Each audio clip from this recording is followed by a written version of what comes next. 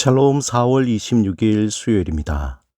오늘도 하나님의 은혜와 능력이 여러분의 삶 가운데 함께 하시길 소망합니다.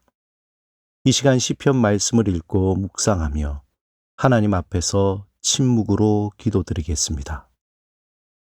시편 50편 22절에서 23절. 하나님을 잊어버린 너희여, 이제 이를 생각하라. 그렇지 아니하면 내가 너희를 찢으리니 건질 자 없으리라. 감사로 제사를 드리는 자가 나를 영화롭게 하나니 그의 행위를 옳게 하는 자에게 내가 하나님의 구원을 보이리라.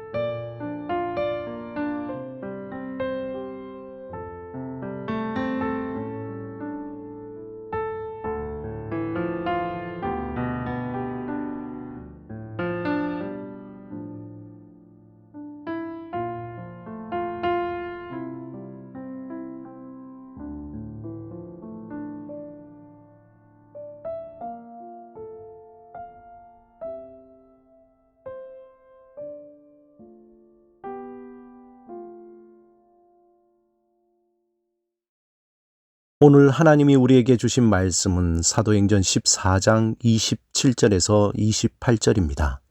함께 말씀을 읽고 우리에게 들려주시는 하나님의 음성을 듣겠습니다. 그들이 이르러 교회를 모아 하나님이 함께 행하신 모든 일과 이방인들에게 믿음의 문을 여신 것을 보고하고 제자들과 함께 오래 있으니라.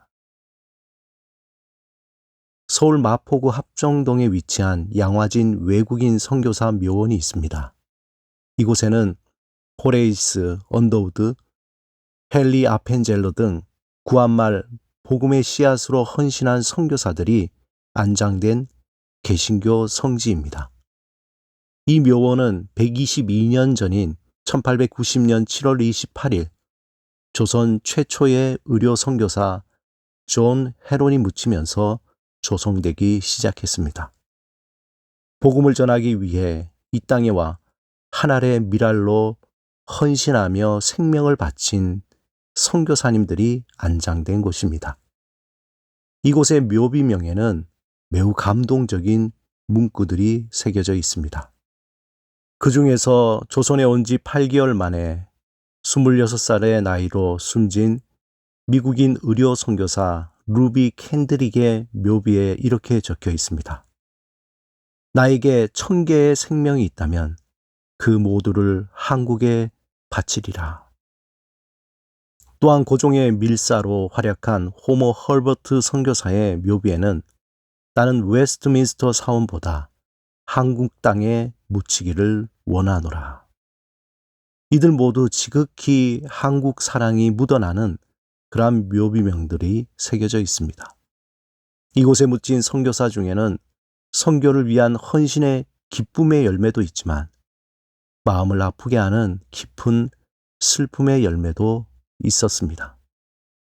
사도행전 14장은 13장에 이어서 바울의 제1차 전도 여행이 어떠했는지를 보여주고 있습니다. 바울과 바나바는 가는 곳마다 왕성하게 복음을 전파하고 그들을 통해 표적과 기사가 나타나 하나님의 은혜와 성령 충만한 역사가 일어났습니다. 이고니온에 도착한 그들은 말씀을 전할 때 그 능력이 얼마나 강력했는지 유대와 헬라의 허다한 사람들이 예수의 복음을 믿게 되었습니다. 하지만 이런 상황에서도 두 사도를 반대하는 세력도 있었습니다. 복음을 중심으로 한 긴장과 갈등이 구석구석에 나타난 것입니다. 그러자 복음을 위한 사람들과 복음을 반대하는 사람들로 구분되었습니다. 복음에 불순종한 유대인들과 이방인들은 선교의 제일 큰 걸림돌이 되어 바울 일행의 진로를 방해했을 뿐 아니라 그들의 목숨까지도 노렸습니다. 흥미로운 것은 그들이 루스드라에서 전도할 때 발을 쓰지 못한 한 사람을 치유하게 됩니다. 이 일로 그곳의 사람들이 바울과 바나바를 하늘에서 내려온 신으로 믿게 된 것입니다. 좀 더 구체적으로 바나바는 제우스, 바울은 헤르메스라고 믿고 그들을 예배하고자 했습니다. 이 일에 당황한 바울과 바나바는 그들을 겨우 진정시키고 그들을 예배하는 것을 못하게 했습니다. 복음을 전할 때 다른 사람들에게 대환영을 받는가 하면은 이 일을 시기하는 유대인들로 인해 바울과 바나바는 그들을 환영했던 사람들에게 돌로 쳐 죽임을 당할 뻔도 했습니다.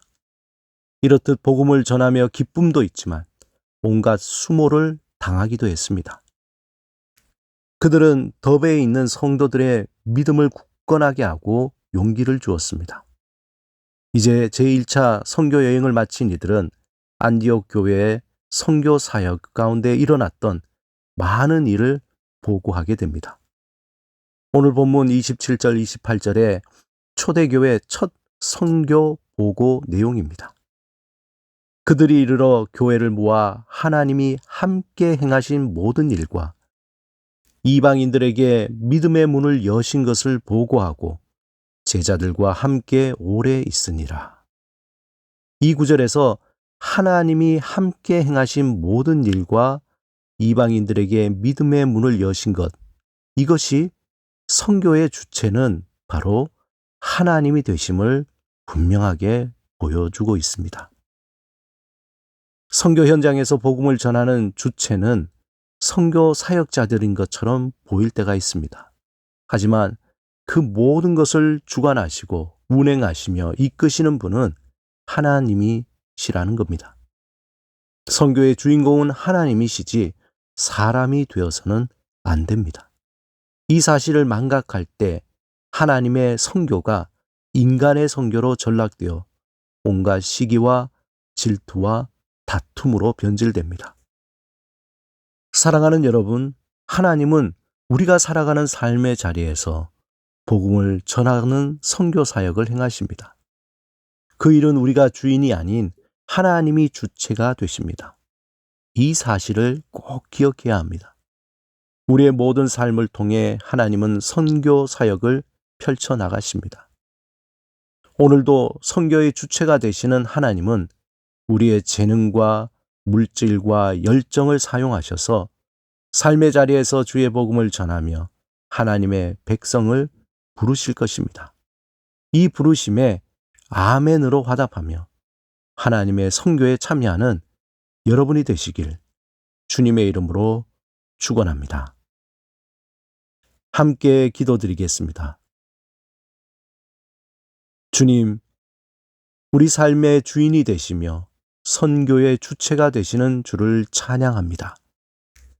우리 삶이 주의 복음이 전파되는 온전히 선교의 선한 통로로 쓰임받게 하소서. 예수 그리스도 이름으로 기도드립니다. 아멘.